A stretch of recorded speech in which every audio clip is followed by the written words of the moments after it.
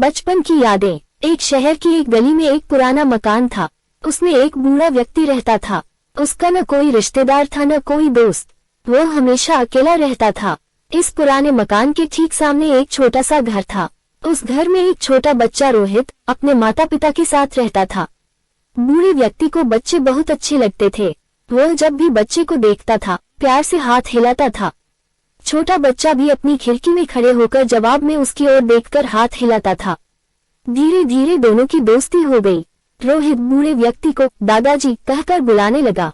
दादाजी अक्सर रोहित के लिए बिस्कुट लाते थे। कभी कभी वे उसके पसंद की चॉकलेट लाकर भी उसे देते थे। एक दिन रोहित ने भी उन्हें अपना एक खिलौना दिया। अपना टीम का सिपाही यानी टिन। दादाजी ने कहा कि वे इसे बहुत संभाल कर रखेंगे।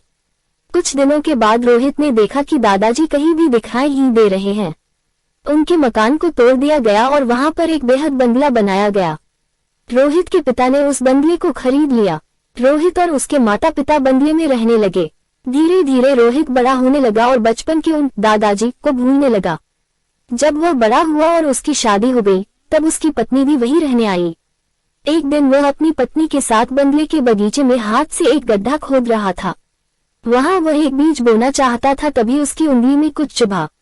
उसने खोदकर देखा तो यह उसका अपना टिन सोल्जर था जो उसने दादाजी को दिया था।